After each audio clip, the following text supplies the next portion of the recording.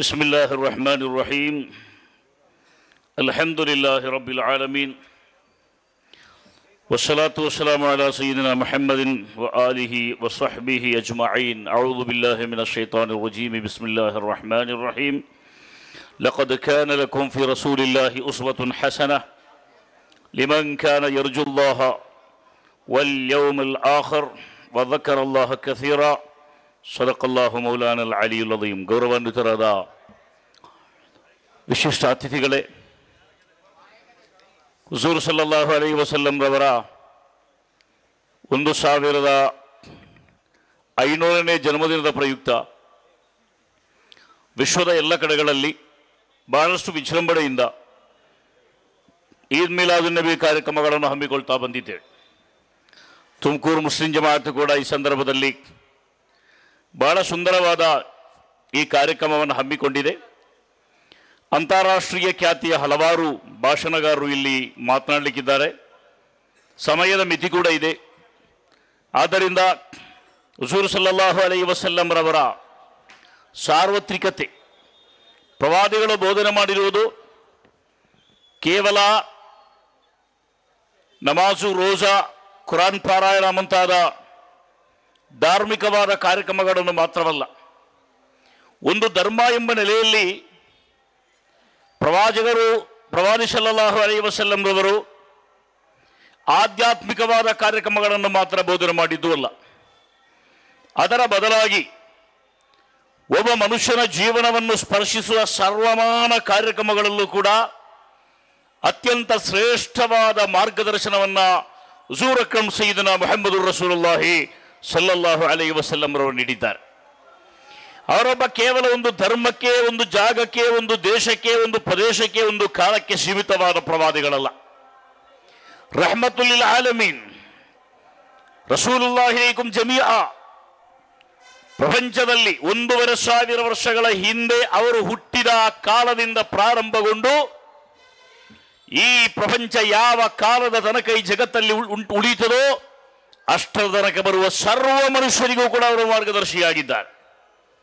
ಅವರಲ್ಲಿ ಎಲ್ಲ ಮನುಷ್ಯರಿಗೂ ಕೂಡ ಸಂಪೂರ್ಣವಾದ ಮಾದರಿಗಳಿವೆ. ಅವರು ಎಲ್ಲ ಮನುಷ್ಯರಿಗೂ ಕೂಡ ರೋಲ್ ಮಾಡೆಲ್ ಆಗಿದ್ದಾರೆ. ಬಡವರಾಗಿರ್ಬೋದು, ಶ್ರೀಮಂತರಾಗಿರ್ಬೋದು, ಧನಿಕರಾಗಿರ್ಬೋದು, ಭಾಷಣಗಾರರಾಗಿರ್ಬೋದು, ಯೋಧರಾಗಿರ್ಬೋದು, ಸಮಾಜ ಸೇವಕರಾಗಿರ್ಬೋದು, ಹುಜೂರ್ ಸಲ್ಲಲ್ಲಾಹು ಅಲೈಹಿ ವಸಲ್ಲಂ ಎಲ್ಲರಿಗೂ ಕೂಡ ಮಾದರಿ ಯೋಗ್ಯರಾಗಿದ್ದಾರೆ.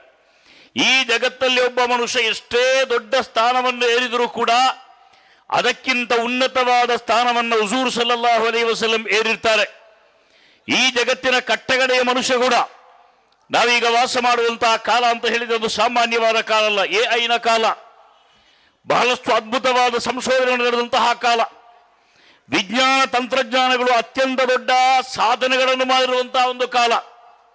ಈ ಕಾಲದೊಬ್ಬ ಯೋಚನೆ ಮಾಡಬಹುದು, 1500 ವರ್ಷಗಳ ಹಿಂದೆ ಬಂದು ಹೋದ ಪ್ರವಾದಿಯಲ್ಲಿ ನನಗೇನು ಮಾದರಿ, 1.5 ವರ್ಷಗಳ ಕಾಲ ಹಿಂದೆ ಮುಹಮ್ಮದ್ ಪೈಗಂಬರ್ ಸಲ್ಲಲ್ಲಾಹು ಅಲೈಹಿ ವಸಲ್ಲಂ ಹೇಳಿರುವ ಆದರ್ಶಗಳು ಇಷ್ಟು ಕಾಲದ ತನಕ ಹೇಗೆ ಅದು ಪ್ರಸ್ತುತ ಆಗ್ತದೆ, ರೆಲೆವೆಂಟ್ ಆಗ್ತದೆ ಎನ್ನುವುದರ ಬಗ್ಗೆ ಈ ಜಗತ್ತಲ್ಲಿ ಯಾರಿಗೂ ಕೂಡ ಅಭಿಪ್ರಾಯ ವ್ಯತ್ಯಾಸಗಳ ಅಗತ್ಯವಿಲ್ಲ. ಯಾಕೆಂದರೆ ಮುಹಮ್ಮದುರ್ ರಸೂಲುಲ್ಲಾಹಿ ಸಲ್ಲಲ್ಲಾಹು ಅಲೈಹಿ ವಸಲ್ಲಂ ಅಲ್ಲಾಹನು ಅಂತ್ಯ ದಿನದ ತನಕ ಈ ಜಗತ್ತಿಗೆ ಕಲಿಸಿದ ಪ್ರವಾದಿಯಾಗಿದ್ದಾರೆ. ಅಂತ್ಯ ದಿನದೊಳಗೆ ಇನ್ನೊಬ್ಬ ಪ್ರವಾದಿಗಳಿಗೆ ಬರಲಿಕ್ಕಿಲ್ಲ. ಅಲ್ಲದೆ 1500 ವರ್ಷಗಳ ಹಿಂದೆ ಪ್ರವಾದಿಗಳು ಬೋಧನೆ ಮಾಡಿದ್ದು ಯಾವುದೂ ಕೂಡ ಅಪ್ರಸ್ತುತವಾಗಲು ಕೂಡ ಸಾಧ್ಯವಿಲ್ಲ. ಅದು ಯಾವುದು ಅದರ ಬೆಲೆಯನ್ನು ಕಳ್ಕೊಳ್ಳಲು ಸಾಧ್ಯವಿಲ್ಲ, ಅದರ ಮಹತ್ವವನ್ನು ಕಳ್ಕೊಳ್ಳಲು ಸಾಧ್ಯವಿಲ್ಲ. ಈ ನಿಟ್ಟಿನಲ್ಲಿ ಸಹೋದರರೇ, ಹುಜೂರ್ ಸಲ್ಲಲ್ಲಾಹು ಅಲೈಹಿ ವಸಲ್ಲಂ ಅವರು ಉಸ್ವತುನ್ ಹಸನತುನ್, ಅತ್ಯಂತ ಶ್ರೇಷ್ಠವಾದ ಮಾದರಿಯಾಗಿದ್ದಾರೆ. ಜಗತ್ತಲ್ಲಿರುವ ಎಲ್ಲರಿಗೂ ಶ್ರೇಷ್ಠವಾದ ಮಾದರಿಯಾಗಿದ್ದಾರೆ. ನೀವು ಯೋಚನೆ ನೋಡಿ, ಕೇವಲ ಮುಹಮ್ಮದ್ ಪೈಗಂಬರ್ ಸಲ್ಲಲ್ಲಾಹು ಅಲೈಹಿ ವಸಲ್ಲಂ ರವರನ್ನು ಮುಸಲ್ಮಾನರು ಮಾತ್ರ ಕೊಂಡಾಡಿದ್ದಲ್ಲ, ನಮಗೆ ನಮಾಜು ಕಲಿಸಿದ್ದಾರೆ, ರೋಜಾ ಕಲಿಸಿದ್ದಾರೆ, ಕುರಾನ್ ಓದಲು ಕಲಿಸಿದ್ದಾರೆ, ನಮಗೆ ಒಳ್ಳೊಳ್ಳೆ ತತ್ವಜ್ಞಾನಗಳನ್ನು ಕಲಿಸಿದ್ದಾರೆ ಅಂತ ಹೇಳಿ ಕೇವಲ ಮುಸಲ್ಮಾನರು ಮಾತ್ರ ಅಲ್ಲ ಹುಜೂರ್ ಸಲ್ಲಲ್ಲಾಹು ಅಲೈಹಿ ವಸಲ್ಲಂ ರವರನ್ನು ಕೊಂಡಾಡಿದ್ದು. ಅವರ ಬಗ್ಗೆ ಜಗತ್ತು ಓದಿದೆ, ಅವರನ್ನು ಜಗತ್ತು ಕಲಿತಿದೆ, ಜಗತ್ತವರನ್ನು ಅಧ್ಯಯನ ಮಾಡಿದೆ. ಅವರನ್ನು ಅಧ್ಯಯನ ಮಾಡಿದಾಗ, ಅವರ ಬಗ್ಗೆ ಕಲಿತಾಗ, ಅವರ ಬಗ್ಗೆ ಯೋಚನೆ ಮಾಡಿದಾಗ ಸಹೋದರರೇ, ಹುಜೂರ್ ಸಲ್ಲಲ್ಲಾಹು ಅಲೈಹಿ ವಸಲ್ಲಂ ರವರ ಬಗ್ಗೆ ಜಗತ್ತಿಗೆ ಅದ್ಭುತವಾದ ಸಂದೇಶಗಳನ್ನು ಕೊಟ್ಟಿದೆ. ಎಷ್ಟರ ತನಕ ಅಂತ ಹೇಳಿದರೆ, ಅವರಷ್ಟು ಮಹತ್ವವುಳ್ಳೊಬ್ಬ ವ್ಯಕ್ತಿ ಜಗತ್ತಲ್ಲಿ ಜನಿಸಿಲ್ಲ, ಇನ್ನು ಜನಿಸಲು ಇಲ್ಲ ಎನ್ನುವ ಕಾರ್ಯದಲ್ಲಿ ಜಗತ್ತು ಒಮ್ಮತವನ್ನು ಸಾಧಿಸಿದೆ ಎನ್ನುವುದನ್ನು ನೋಡಲಿಕ್ಕೆ ಸಾಧ್ಯವಾಗಬಹುದು. ಯೋಚನೆ ಮಾಡಿ ನೋಡಿ, ಅವರು ಯಾವುದೆಲ್ಲ ಕ್ಷೇತ್ರಗಳನ್ನು ಆಯ್ಕೆ ಮಾಡಿಕೊಂಡಿದ್ದಾರೆ. ಮೊಹಮ್ಮದ್ ಪೈಗಂಬರ್ ಅವರ ಬಗ್ಗೆ ಒಬ್ಬ ಫ್ರೆಂಚ್ ಹಿಸ್ಟೋರಿಯನ್, ಪ್ಯಾರಿಸ್ ದೇಶದಲ್ಲಿರುವ ಒಬ್ಬ ಪ್ರಸಿದ್ಧ ಚರಿತ್ರಗಾರ ಪ್ರವಾದಿಗಳ ಬಗ್ಗೆ ಅಧ್ಯಯನ ಮಾಡಿ ಬರೆಯುತ್ತಾರೆ. ಮೊಹಮ್ಮದ್ ಪೈಗಂಬರ್ ಸಲ್ಲಲ್ಲಾಹು ಅಲೈಹಿ ವಸಲ್ಲಂ ಅವರೊಬ್ಬ ಫಿಲೋಸಫರ್ ಆಗಿದ್ದರು. Muhammad a philosopher, orator, apostle, legislator, warrior, conqueror of ideas, restore of rational dogmas. ಜಗತ್ತಲ್ಲಿ ಮೊಹಮ್ಮದ್ ಪೈಗಂಬರ್ ಸಲ್ಲಲ್ಲಾಹು ಅಲೈಹಿ ವಸಲ್ಲಂ ತತ್ವಜ್ಞಾನಿಯಾಗಿದ್ದರು, ತತ್ವಜ್ಞಾನವನ್ನು ಬೋಧಿಸಿದ್ರು. ಅವರು ಸಂತರಾಗಿದ್ದರು, ಧಾರ್ಮಿಕ ಬಂಧುಗಳಾಗಿದ್ದರು, ಧಾರ್ಮಿಕ ವಿಚಾರಧಾರೆಗಳನ್ನು ಬೋಧಿಸಿದರು. ಒರೇಟರ್ ಆಗಿದ್ದರು. ಜಬಲ್ ಕುಬೈಸ್ನ ಮೇಲೆ ನಿಂತುಕೊಂಡು ಪ್ರವಾದಿಗಳು ಮಾಡಿರುವ ಪ್ರಭಾಷಣಗಳು ಇಡೀ ಜಗತ್ತಲ್ಲಿ ಅತ್ಯಂತ ದೊಡ್ಡ ಪರಿವರ್ತನೆಗಳನ್ನು ಸೃಷ್ಟಿಸಲು ಸಾಧ್ಯವಾಯಿತು. ಅವರೊಬ್ಬ ಯೋಧರಾಗಿದ್ದರು. ಧರ್ಮಗಳ ಮಧ್ಯೆ, ಸತ್ಯಾಸತ್ಯಗಳ ಮಧ್ಯೆ ಸಮರಗಳನ್ನು ಸಾರಿ ಧರ್ಮವನ್ನು ಮತ್ತು ಸತ್ಯವನ್ನು ಸ್ಥಾಪನೆ ಮಾಡಿದಂತಹ ಒಬ್ಬ ಮಹಾನ್ ಪ್ರವಾದಿಯಾಗಿದ್ದರು ಮೊಹಮ್ಮದ್ ಪೈಗಂಬರ್ ಸಲ್ಲಲ್ಲಾಹು ಅಲೈಹಿ ವಸಲ್ಲಂ. ಅವರು ಲೆಜಿಸ್ಲೇಟರ್ ಆಗಿದ್ದರು. ಒಂದು ಸಾಮ್ರಾಜ್ಯವನ್ನು ಸ್ಥಾಪನೆ ಮಾಡಿದವರಾಗಿದ್ದರು. ಪ್ರವಾದಿಗಳನ್ನು ಗಮನಿಸಿ ನೋಡಿ, ಒಂದೇ ಟೈಮಲ್ಲಿ ಮಸೀದಿಯ ಇಮಾಮ್, ಮಸೀದಿಯ ಮುತವಲ್ಲಿ, ಮಸೀದಿಯ ಮುದರ್ರಿಸ್, ಅಲ್ಲಿರುವ ಕಾಜಿ, ಧಾರ್ಮಿಕ ಮುಂದಾಳು. ಮತ್ತೊಂದು ಕಡೆಯಲ್ಲಿ ನೋಡಿದರೆ ಅವರೊಬ್ಬ ರಾಷ್ಟ್ರವನ್ನು ಸ್ಥಾಪನೆ ಮಾಡಿದ ರಾಷ್ಟ್ರಾಧ್ಯಕ್ಷರು. ಒಂದು ಕಡೆಯಲ್ಲಿ ಧಾರ್ಮಿಕ ಮುಖಂಡರು, ಇನ್ನೊಂದು ಕಡೆಯಲ್ಲಿ ರಾಷ್ಟ್ರಾಧ್ಯಕ್ಷರು. ಮೊಹಮ್ಮದ್ ಪೈಗಂಬರ್ ಮದೀನಾ ಕೇಂದ್ರವಾಗಿ ಒಂದು ರಾಷ್ಟ್ರವನ್ನು ಸ್ಥಾಪನೆ ಮಾಡಿದ್ದಾರೆ. ಆ ರಾಷ್ಟ್ರ ಜಗತ್ತು ಕಂಡ ಅತ್ಯಂತ ಶ್ರೇಷ್ಠವಾದ ಮಾದರಿ ಯೋಗ್ಯವಾದ ರಾಷ್ಟ್ರವಾಗಿತ್ತು. ಆ ರಾಷ್ಟ್ರ ಈ ಜಗತ್ತಿನ ಅತಿ ದೊಡ್ಡ ಅತ್ಯಂತ ಮೊಟ್ಟ ಮೊದಲ ಸೆಕ್ಯುಲರ್ ರಾಷ್ಟ್ರವಾಗಿತ್ತು. ಎಲ್ಲ ಧರ್ಮದವರಿಗೂ ಸ್ವಚ್ಛಂದವಾಗಿ ಬದುಕಲು, ಬೆಳೆಯಲು ಬಹಳ ದೊಡ್ಡ ಅವಕಾಶವನ್ನು ಕೊಟ್ಟ ರಾಷ್ಟ್ರವಾಗಿತ್ತು. ಮೊಹಮ್ಮದ್ ಪೈಗಂಬರ್ ಸಲ್ಲಲ್ಲಾಹು ಅಲೈಹಿ ವಸಲ್ಲಂ ಸ್ಥಾಪನೆ ಮಾಡಿದ ರಾಷ್ಟ್ರವನ್ನೊಮ್ಮೆ ನೋಡಿ, ಅದು ಇಸ್ಲಾಮಿಕ್ ರಾಷ್ಟ್ರ. ಅಲ್ಲಿರುವ ಅಧ್ಯಕ್ಷರೊಬ್ಬ ಪ್ರವಾದಿಗಳು, ಅಲ್ಲಿರುವ ಸಂವಿಧಾನ, ಕಾನ್ಸ್ಟಿಟ್ಯೂಷನ್, ಪವಿತ್ರವಾದ ಕುರಾನ್. ಒಪೋಸಿಷನ್ ಪಾರ್ಟಿ ಇಲ್ಲ, ಒಪೋಸಿಷನ್ ಪಾರ್ಟಿ ಲೀಡರ್ಗಳಿಲ್ಲ. ಅವರು ಯಾವುದಾದ್ರೂ ಒಂದು ತೀರ್ಮಾನವನ್ನು ಮಾಡಿದರೆ ಖಂಡನೆ ಮಾಡುವವರಿಲ್ಲ, ಪ್ರೊಟೆಸ್ಟ್ ಮಾಡುವವರಿಲ್ಲ, ವಿರೋಧ ಮಾಡುವವರಿಲ್ಲ. ಅವರು ಆ ಕಾಲಘಟ್ಟದಲ್ಲಿ ಅತ್ಯಂತ ದೊಡ್ಡ ಬಹುಮತದ ಸರ್ಕಾರದ ಒಡೆಯರಾಗಿದ್ದರು. ಯಾರನ್ನು ಕ್ಯಾರ್ ಮಾಡಬೇಕಾದಂತಹ ಸಾಮಾಜಿಕ ಅಗತ್ಯವಿರಲಿಲ್ಲ. ಆದರೂ ಕೂಡ ಪ್ರವಾದಿಗಳು ಏನು ಹೇಳಿದರು? ಈ ದೇಶದಲ್ಲಿ ಎಲ್ಲರಿಗೂ ಬದುಕುವಂತ ಅವಕಾಶವಿದೆ. ಇಲ್ಲಿ ಜೂಗಳಿದ್ದಾರೆ, ಯಹೂದ್ಯರಿದ್ದಾರೆ, ಅವರು ಕೂಡ ಬದುಕಬೇಕು. ಕ್ರೈಸ್ತರಿದ್ದಾರೆ, ಅವರು ಕೂಡ ಬದುಕಬೇಕು. ಧರ್ಮ ಉಳ್ಳವರಿದ್ದಾರೆ, ಅವರು ಬದುಕಬೇಕು. ನನ್ನನ್ನು ಯಾರು ಪ್ರವಾದಿ ಅಂತ ಅಂಗೀಕಾರ ಮಾಡುವುದಿಲ್ಲ, ಅವರು ಕೂಡ ಬದುಕಬೇಕು. ಯಾರು ಅಲ್ಲಾಹನಲ್ಲಿ ನಂಬಿಕೆ ಇರಿಸುವುದಿಲ್ಲ, ಅವರು ಕೂಡ ಬದುಕಬೇಕು. ಎಲ್ಲ ಮನುಷ್ಯರಿಗೂ ಕೂಡ ಸ್ವಚ್ಛಂದವಾಗಿ, ಸ್ವತಂತ್ರವಾಗಿ, ನಿರ್ಭಯದಿಂದ ಬದುಕುವಂತಹ ಒಂದು ರಾಷ್ಟ್ರವನ್ನ ಮೊಹಮ್ಮದ್ ಪೈಗಂಬರ್ ಸಲ್ಲಲ್ಲಾಹು ಅಲೈಹಿ ವಸಲ್ಲಂ ರವರು ಜಗತ್ತಿಗೆ ತೋರಿಸಿಕೊಟ್ರು. ಅವರು ತನ್ನ ಅನುಯಾಯಿಗಳನ್ನು ಕರ್ಕೊಂಡು ಹೇಳಿದರು, ಓ ಅನುಯಾಯಿಗಳೇ, ಮಂಬಲಮ ದಿಮ್ಮಿಯನ್ ನೋಡಿ, ಇಲ್ಲಿ ಕೇವಲ ಮುಸಲ್ಮಾನರು ಮಾತಿರುವುದಲ್ಲ, ಇಲ್ಲಿ ದಿಮ್ಮಿಗಳಿದ್ದಾರೆ. ದಿಮ್ಮಿಗಳಂದ್ರೆ ಯಾರು? ಮುಸ್ಲಿಂ ರಾಷ್ಟ್ರದಲ್ಲಿ ಬದುಕುವಂತಹ ನಾನ್ ಮುಸ್ಲಿಂ ಪ್ರಜೆಗಳು. ಮುಸ್ಲಿಂ ರಾಷ್ಟ್ರದಲ್ಲಿ ಬದುಕುವ ನಾನ್ ಮುಸ್ಲಿಂ ಪ್ರಜೆಗಳಿಗೆ ಇಸ್ಲಾಮಿ ರಾಷ್ಟ್ರ ಸಂಕಲ್ಪದಲ್ಲಿ ಅತ್ಯಂತ ದೊಡ್ಡ ಸಂರಕ್ಷಣೆಯನ್ನು ಕೊಡಲಾಗಿದೆ. ಅವರಿಗೆ ಸಣ್ಣ ಒಂದು ಪೇಮೆಂಟ್ ಮಾಡಬೇಕು, ಜಿಜಿಯಾ ಅಂತ ಹೇಳಿ, ಸಣ್ಣ ಪೇಮೆಂಟ್. ಆ ಪೇಮೆಂಟ್ ಮಾಡಿದವರಿಗೆ ನಷ್ಟ ಇಲ್ಲ. ಮುಸಲ್ಮಾನರು ತಮ್ಮ ಸೊತ್ತಿಗೆ ಕೊಡುವಂತಹ ಜಕಾತ್ನ ಅಂಶಕ್ಕಿಂತ ಅತ್ಯಂತ ಸಣ್ಣ ಒಂದು ಪೇಮೆಂಟ್ ಮಾತ್ರ ಅವರಿಗೆ ಸರ್ಕಾರಕ್ಕೆ ಕೊಡಬೇಕಾಗಿತ್ತು. ಮುಸಲ್ಮಾನರು ಜಕಾತ್ ಕೊಡ್ತಾರೆ, ಸದಕ ಕೊಡ್ತಾರೆ. ಮುಸಲ್ಮಾನರು ನಿರ್ಬಂಧವಾದ ಕೆಲವು ಸನ್ನಿವೇಶಗಳಲ್ಲಿ ಧರ್ಮಯುದ್ಧಗಳಲ್ಲಿ ಭಾಗಿಗಳಾಗ್ತಾರೆ. ಅದೇ ಸಂದರ್ಭದಲ್ಲಿ ಅಲ್ಲಿರುವ ನಾನ್ ಮುಸ್ಲಿಂ ಪ್ರಜೆಗಳಿಗೆ ಜಕಾತು ಕೊಡುವುದು ಬೇಡ, ಬೇರೆ ಯಾವುದೇ ದಾನಗಳನ್ನು ಕೊಡುವುದು ಬೇಡ, ಕಡ್ಡಾಯವಿಲ್ಲ. ಅವರು ಧರ್ಮಯುದ್ಧಗಳಲ್ಲಿ ಕಡ್ಡಾಯವಾಗಿ ಭಾಗವಹಿಸುವಂತಿಲ್ಲ, ಭಾಗವಹಿಸಬೇಕಾಗಿಲ್ಲ, ಭಾಗವಹಿಸಬಾರದು. ಅವರಿಗೆ ಮುಸಲ್ಮಾನರಿಗಿಂತ ದೊಡ್ಡ ಆರ್ಥಿಕವಾದ ಸ್ವಾತಂತ್ರ್ಯವನ್ನು ಕೊಟ್ಟರು. ಬದುಕುವಂತಹ ಹಕ್ಕನ್ನು ಮೊಹಮ್ಮದ್ ಪೈಗಂಬರ್ ಕೊಟ್ಟರು ಸಲ್ಲಲ್ಲಾಹು ಅಲೈಹಿ ವಸಲ್ಲಂ. ಅನಂತರ ಪ್ರವಾದಿಗಳು ಹೇಳಿದರು, ನನ್ನ ಊರಲ್ಲಿ ವಾಸ ಮಾಡುವ ನಾನ್ ಮುಸ್ಲಿಂ ಸಿಟಿಸನ್ಸ್ಗಳನ್ನು ಯಾರಾದರೂ ತೊಂದರೆಗೊಳಪಡಿಸಿದರೆ, ಅವಿಂತಕಸ ಹಕ್ಕಹು, ಅವರ ಹಕ್ಕುಗಳನ್ನು ದಮನಿಸಿದರೆ, ಅವು ಅಖದಮಿನ್ಹು ಬಿಗೈರಿ ತೀಬಿನಸಿ, ಅವರಿಗೆ ಇಷ್ಟವಿಲ್ಲದೆ ಅವರಿಂದ ಏನಾದರೂ ಕಾರ್ಯಕ್ರಮಗಳನ್ನು ಕಸಿದುಕೊಂಡ್ರೆ, ಅವರಿಗೆ ಯಾರಾದರೂ ತೊಂದರೆ ಕೊಟ್ಟರೆ, ಅವರಿಗೆ ಯಾರಾದರೂ ಮಾನಸಿಕವಾದ ಹಿಂಸೆಗಳನ್ನು ಕೊಟ್ಟರೆ, ಫಅನ ಹಜೀಜುಹು ಯೌಮಲ್ ಕಿಯಾಮಾ, ಅಲ್ಲಾಹನ ನ್ಯಾಯಾಲಯದಲ್ಲಿ ಅವರ ವಿರುದ್ಧ ಮಾತನಾಡುವುದರಲ್ಲಿ ನಾನು ಮೊದಲಿಗ ಅಂತ ಮೊಹಮ್ಮದ್ ಪೈಗಂಬರ್ ಸಲ್ಲಲ್ಲಾಹು ಅಲೈಹಿ ವಸಲ್ಲಂ ಹೇಳಿದರು. ಇದು ಯಾವ ಕಾಲದಲ್ಲಿ ಹೇಳಿದ್ದು ಗೊತ್ತಾ ನಿಮಗೆ? ಮುಸಲ್ಮಾನರು ಅಲ್ಪಸಂಖ್ಯಾತರಾದ ಕಾಲದಲ್ಲಿ ಅಲ್ಲ, ವಿರೋಧ ಪಕ್ಷಗಳು ದಾಳಿ ಮಾಡ್ತಾರೆ ಅಂತ ಬಯದ ಕಾಲದಲ್ಲಿ ಅಲ್ಲ, ಪ್ರವಾದಿಗಳು ಹೇಳಿದ್ದನ್ನು ಯಾರು ಕೂಡ ವಿರೋಧ ಮಾಡದ ಒಂದು ಕಾಲದಲ್ಲಿ, ವಿರೋಧ ಪಕ್ಷ ಎನ್ನುವ ಕಲ್ಪನೆ ಕೂಡ ಜಗತ್ತಲ್ಲಿರದ ಒಂದು ಕಾಲದಲ್ಲಿ ಹುಜೂರ್ ಸಲ್ಲಲ್ಲಾಹು ಅಲೈಹಿ ವಸಲ್ಲಂ ಏನು ಹೇಳಿದ್ರು 100% ಪಾಲನೆ ಮಾಡುವ ಜನರಿದ್ದ ಒಂದು ಕಾಲದಲ್ಲಿ ಹುಜೂರ್ ಹೇಳ್ತಾರೆ, ಈ ನಾಡಿನಲ್ಲಿ ಎಲ್ಲರೂ ಸ್ವಚ್ಛಂದವಾಗಿ ಬದುಕಲಿ, ಸ್ವತಂತ್ರವಾಗಿ ಬದುಕಲಿ, ನಿರ್ಭಯವಾಗಿ ಬದುಕಲಿ. ಅದು ಇಸ್ಲಾಮಿನ ಮಾನವೀಯವಾದ ಕಲ್ಪನೆಯಾಗಿತ್ತು, ಮಾನುಷಿಕವಾದಂತಹ ದೃಷ್ಟಿಕೋನವಾಗಿತ್ತು. 1,500 ವರ್ಷಗಳ ಕಾಲ ಮೊಹಮ್ಮದ್ ಪೈಗಂಬರವರ ಆದರ್ಶಗಳು ಈ ಜಗತ್ತಲ್ಲಿ ಬಾಳಲು ಕಾರಣ ಇದುವೆ. ನೋಡಿ, ಪ್ರವಾದಿಗಳ ಫೋಟೋ ಎಲ್ಲಾದರೂ ಇದೆಯಾ? ಪ್ರವಾದಿಗಳ ಸ್ಟ್ಯಾಚ್ಯೂ ಎಲ್ಲಾದರೂ ಇದೆಯಾ? ಪ್ರವಾದಿಗಳ ಒಂದು ಗುಂಬಸಾಗಲಿ, ಒಂದು ಕಟ್ಟಡವಾಗಲಿ ಎಲ್ಲಾದರೂ ಇದೆಯಾ? ಈ ಜಗತ್ತಿನ 200ಕ್ಕಿಂತ ಹೆಚ್ಚು ರಾಷ್ಟ್ರಗಳಲ್ಲೂ ನಮ್ಮ ಸುತ್ತಾಡಿ ಬನ್ನಿ, ಮೊಹಮ್ಮದ್ ಪೈಗಂಬರವರ ವಿಗ್ರಹಗಳಿಲ್ಲ, ಪ್ರತಿಮೆಗಳಿಲ್ಲ, ಅವರ ಹೆಸರಲ್ಲೊಂದು ಬಿಲ್ಡಿಂಗ್ ಇಲ್ಲ, ಅವರ ಹೆಸರೊಂದು ಸ್ಟ್ರೀಟ್ ಇಲ್ಲ, ಅವರ ಹೆಸರೊಂದು ನಗರ ಇಲ್ಲ, ಅವರ ಹೆಸರೊಂದು ಯೂನಿವರ್ಸಿಟಿ ಇಲ್ಲ, ಅವರ ಹೆಸರೊಂದು ಆಸ್ಪತ್ರೆ ಇಲ್ಲ, ಅವರ ಹೆಸರೊಂದು ಶಾಲೆ ಇಲ್ಲ. ಆದರೂ ಕೂಡ ಹುಜೂರ್ ಸಲ್ಲಲ್ಲಾಹು ಅಲೈಹಿ ವಸಲ್ಲಂ 1,500 ವರ್ಷಗಳ ಬಳಿಕ ಕೂಡ ಮನುಷ್ಯರ ಹೃದಯಗಳಲ್ಲಿ ಬದುಕುತ್ತಾ ಇದ್ದಾರೆ. ಅವರಿಗೆ ಭೌತಿಕವಾದ ಸ್ಮಾರಕಗಳ ಅಗತ್ಯವಿಲ್ಲ, ಭೌತಿಕವಾದ ಸ್ಮಾರಕಗಳ ಅಗತ್ಯವಿಲ್ಲ. ಸಹೋದರರು ಗಮನಿಸಿ ನೋಡಿ, ಈ ರೀತಿಯಾಗಿ ಪ್ರವಾದಿಗಳ ಬಗ್ಗೆ ನಾವು ಹೇಳುವಾಗ ಲಾಮಾರ್ಟಿನ್ ಅವರೊಬ್ಬ ಮುಸಲ್ಮಾನರು ನಿಮ್ಗೆ ಗೊತ್ತಿದೆ. ಪ್ರವಾದಿಗಳನ್ನು ವಿಶ್ಲೇಷಣೆ ಮಾಡಿ ಅಧ್ಯಯನ ಮಾಡಿ ಪುಸ್ತಕ ಬರೆದ ಲಾಮಾರ್ಟಿನ್ ಪ್ರವಾದಿಗಳ ಬಗ್ಗೆ ಬರೆದು ಬರೆದು ಬರೆದು ಬರೆದು ಕೊನೆಗೆ ಅವರು ಕೇಳುವಂತಹ ಒಂದು ಪ್ರಶ್ನೆ ಇದೆ. ಏನು ಆ ಪ್ರಶ್ನೆ?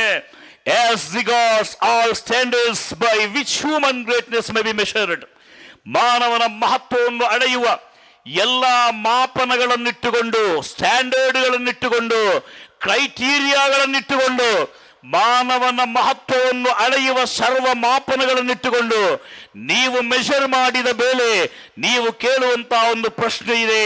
ಅದೇನೆಂದರೆ, we may well ask, is there any man greater than he? Muhammad ಪೈಗಂಬರ್ಗಿಂತ ಶ್ರೇಷ್ಠವಾದ ಒಬ್ಬ ವ್ಯಕ್ತಿಯನ್ನು ಕಾಣಲಿಕ್ಕೆ ಸಾಧ್ಯವಿದೆಯಾ? ಇದು ಮುಸಲ್ಮಾನ್ ಬರೆದ ಪುಸ್ತಕವಲ್ಲ, ಇದು ಬರೆದೊಬ್ಬ ಕ್ರೈಸ್ತ ಬರಹಗಾರ, ಫ್ರೆಂಚ್ ಅತ್ಯಂತ ಪ್ರಶಸ್ತವಾದ ಹಿಸ್ಟೋರಿಯನ್. ಯಾಕೆ ಬರೆದ ಅಂತ ಕೇಳಿದರೆ, ಬರೆದದ್ದು ಪ್ರವಾದಿಗಳೆನ್ನುವುದು ಓಪನ್ ಬುಕ್, ಅದರಲ್ಲಿ ಯಾವುದೇ ಸೀಕ್ರೆಟ್ ಪೇಜ್ಗಳಿಲ್ಲ.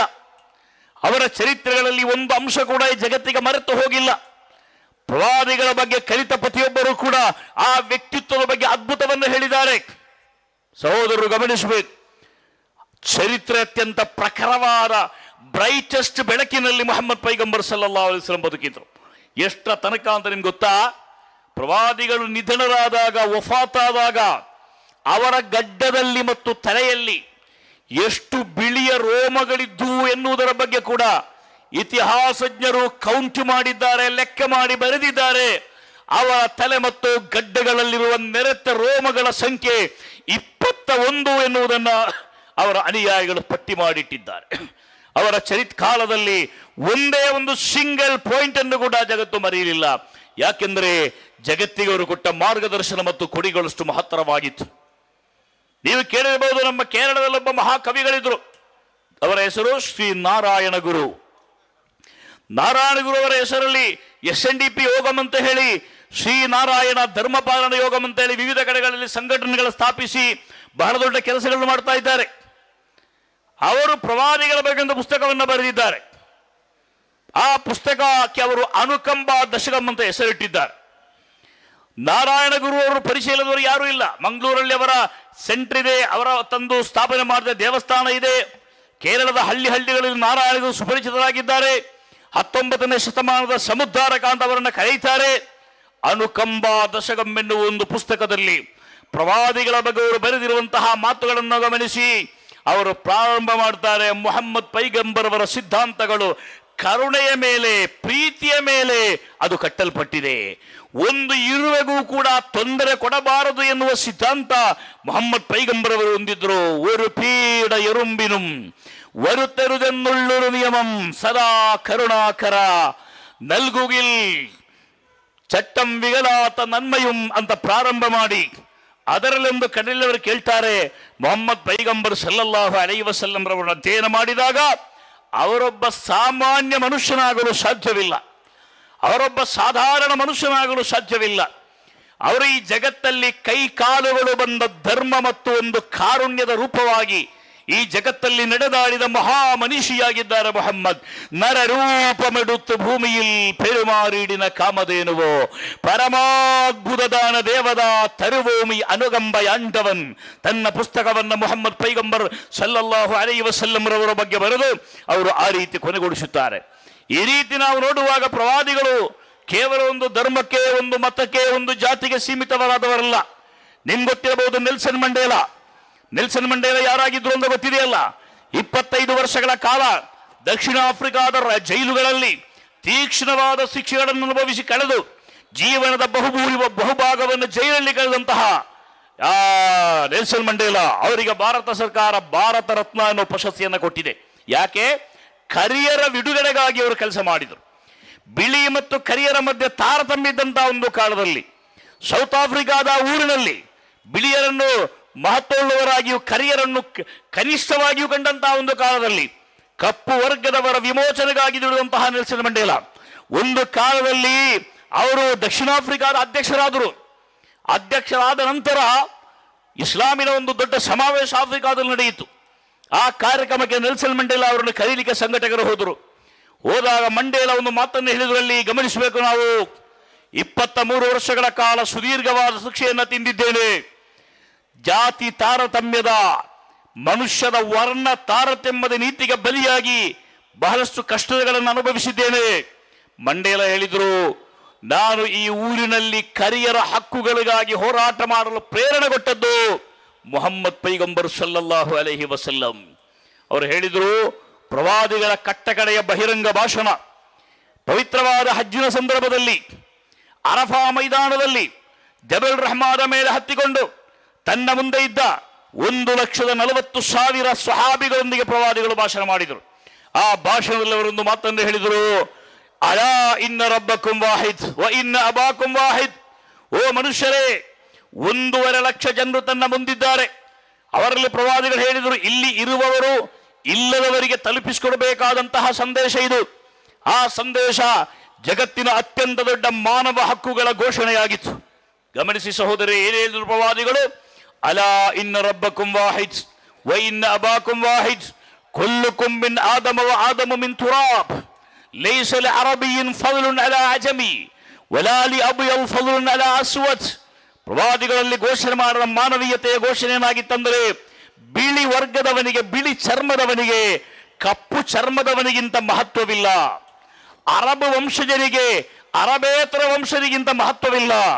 ಜಗತ್ತಲ್ಲಿ ಒಬ್ಬ ಮನುಷ್ಯನಿಗೆ ಮಹತ್ವ ಸಿಗಬೇಕಾದರೆ ಅದು ಜಾತಿಯಲ್ಲ, ಚರ್ಮದ ಬಣ್ಣಲ್ಲ, ಅವನು ಹುಟ್ಟಿದ ಕುಲಲ್ಲ, ಅವನು ಆಡುವ ಭಾಷೆಯಲ್ಲ, ಅವನು ಧರಿಸುವ ದಿರಿಸಲ್ಲ, ಅದು ಅವನ ಆತ್ಮಸಾಕ್ಷಿಯ ಅತ್ಯಂತ ದೊಡ್ಡ ಧರ್ಮದ ಅಂತಃಕರಣವಾಗಿದೆ ಎನ್ನುವುದನ್ನು ಮೊಹಮ್ಮದ್ ಪೈಗಂಬರ್ ಸಲ್ಲಲ್ಲಾಹು ಅಲೈಹಿ ವಸಲ್ಲಂ ಹೇಳಿದರು.